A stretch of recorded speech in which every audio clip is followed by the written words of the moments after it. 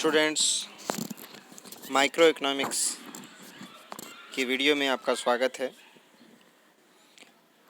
पिछले 3 वीडियो में हमने मांग, मांग का नियम, मांग वक्र, मांग को प्रभावित करने वाले कारक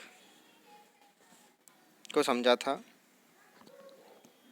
इस वीडियो में हम मांग वक्र में विवर्तन या शिफ्ट इन डिमांड कर्व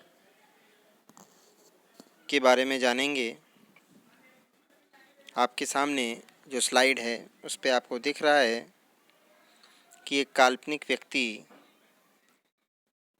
माना कि उसका नाम कैथरीन है, वो 2 सिचुएशन ए, सिचुएशन बी में अलग अलग मांग व्यवहार करता है। सिचुएशन ए में विभिन्न कीमतों पर वह एक्स वस्तु की, माना कि आइसक्रीम की 12, 10, 8, 6, 4, 2, 0 डिमांड करता है, यानी कि जैसे जैसे कीमत बढ़ रही है उसकी मांग घट रही है। सिचुएशन बी में भी वो 20, 16, 12, 8, 6, 4, 2 इस प्रकार से मांग घटाता जा रहा है। किंतु गौर करने वाली बात यह है कि सिचुएशन बी में जो उसकी मांग है वो सिचुएशन ए से हर बिंदु पर, हर कीमत स्तर पर अधिक है। इसका क्या कारण हो सकता है? Why my demand increases.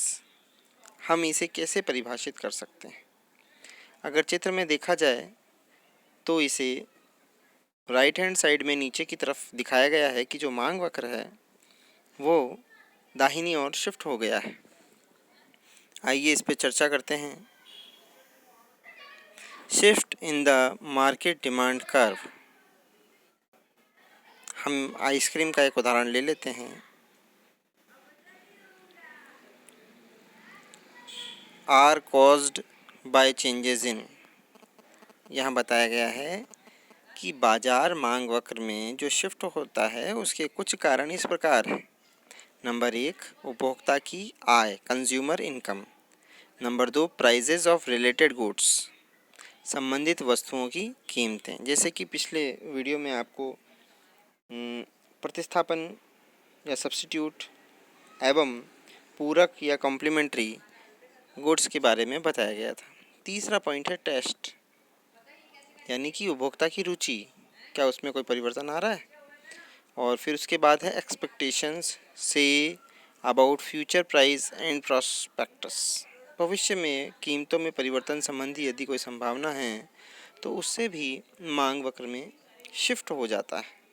और नंबर ऑफ बायर्स, क्रेताओं की संख्या यदि बहुत ज़्यादा बढ़ जाए तो भी मांग वक्र दाईं ओर, और अगर क्रेताओं की संख्या बहुत ज़्यादा घट जाए तो बाईं ओर शिफ्ट हो सकता है।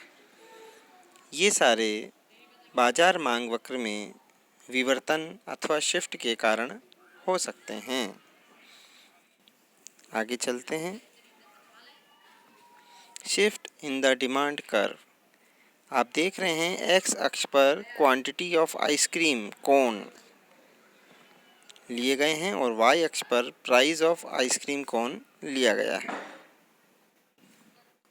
ये एक हमने बाएं से दाएं नीचे गिरता हुआ ऋणात्मक ढाल का मांग वक्र खींचा है जो आइसक्रीम की कीमत और आइसक्रीम की मांग मात्रा में विपरीत संबंध को बता रहा है। यहाँ पर एक रेखा खींची गई है जो ये बताती है कि सिचुएशन बी में जब मांग बढ़ रही है, इसके बहुत से कारण हो सकते हैं जिनका पिछली साइड में हमने अध्ययन किया था।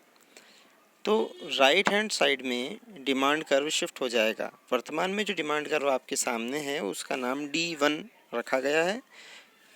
इंक्रीज इन डिमांड, मांग में विस्तार होने पर एक और मांग वक्र सामने आता है जिसको ब्राउन कलर से आपके सामने भूरे रंग में दिखाया गया है। इसको हम D2 नाम दे देते हैं। और यदि जो हमारा मूल D1 मांग वक्र है उससे बाईं ओर विवर्तन होता है, जिसे हम डिक्रीज इन डिमांड, मांग में कमी कह सकते हैं, तो हमें एक ब्राउन कलर का D3 डिमांड कर्व प्राप्त हो जाता है। इस प्रकार से मांग वक्र में बाईं ओर और दाईं ओर दोनों तरफ विवर्तन या शिफ्ट संभव है। यह डिपेंड करता है कि मांग में वृद्धि हुई है या कमी हुई है। Shift in the demand curve. Reason number 1, consumer income. As income increases, the demand for a normal good will increases. As income increases, the demand for an inferior good will decreases. कहने का अभिप्राय यह है कि उपभोक्ता की आय में परिवर्तन होने से मांग वक्र शिफ्ट होता है। यदि उपभोक्ता की आय बढ़ती है तो सामान्य वस्तुओं की मांग भी बढ़ती है और उपभोक्ता की आय बढ़ने पर घटिया वस्तुओं की मांग घट जाती है। Reason number 2, prices of related goods. संबंधित वस्तुओं की कीमतें। When a fall in the price of one good reduced the demand for another good, the two goods are called substitutes.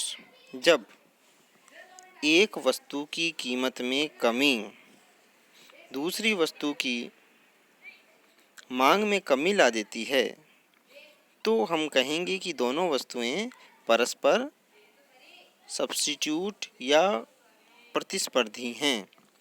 When a fall in the price of one goods increases the demand of other goods, the two goods are called complements.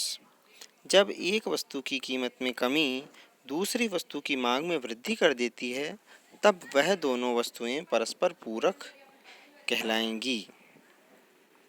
परस्पर पूरक वस्तुओं के उदाहरण car और petrol है, जबकि परस्पर substitute वस्तुओं के उदाहरण पेप्सी और कोका कोला है।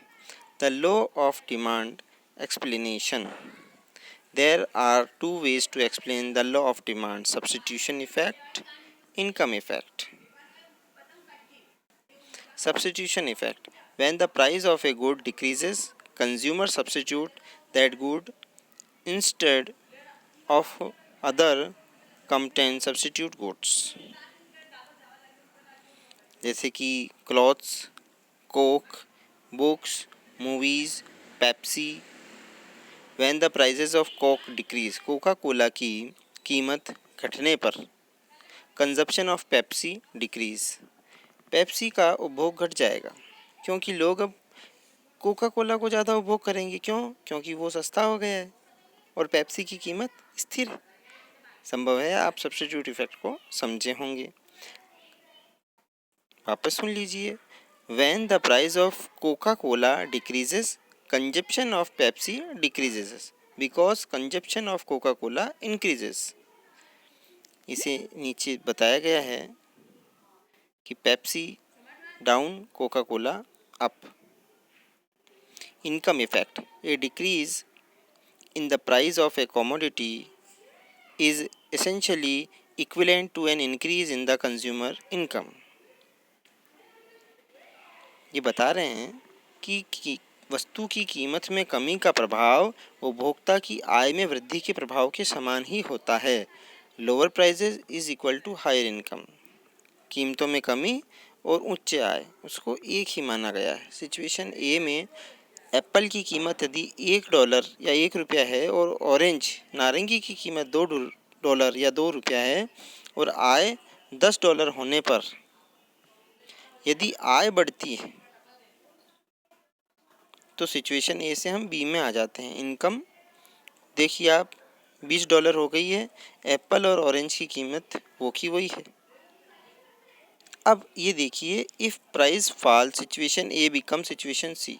अगर कीमतें घट जाएं, जैसे एप्पल ₹1 की जगह 8 आने की हो गई और नारंगी ₹2 की जगह ₹1 की हो गई और आय वो की वही है ₹10, तो परिणाम क्या होगा कि आप ए सिचुएशन की तुलना में नारंगी और सेव को 2 गुनी मात्रा में खरीद पाएंगे। सिचुएशन बी में भी यही हो रहा है। आय बढ़ने के कारण आप नारंगी और एप्पल को 2 गुनी मात्रा में खरीद पा रहे हैं। ए हमारी मूल सिचुएशन है। ए से बी सिचुएशन में अंतर आय में वृद्धि के फलस्वरूप हुआ है, जबकि ए से सी सिचुएशन में अंतर कीमतों में गिरावट की वजह से हुआ है। तो हम ये कह सकते हैं कि कीमतों में गिरावट और आय में वृद्धि के मांग पर समान परिणाम देखे जाएंगे। अब क्वेश्चन उठता है, विच चेंजेस इज बेटर, कौन सा परिवर्तन ज़्यादा श्रेयकर है। A, there are both equally desirable, a fall in price is equivalent to an increase in income. तो इसका आंसर ये हुआ कि दोनों ही बराबर रूप से अच्छे हैं, क्योंकि कीमतों में गिरावट बराबर होगी आय में वृद्धि के। इनकम इफेक्ट, जिसके बारे में हम अभी चर्चा कर चुके हैं, और ज़्यादा चर्चा के लिए अगर आवश्यक हुआ तो एक और वीडियो इसमें बना दिया जाएगा। इस वीडियो में यहीं तक। आप सभी का धन्यवाद।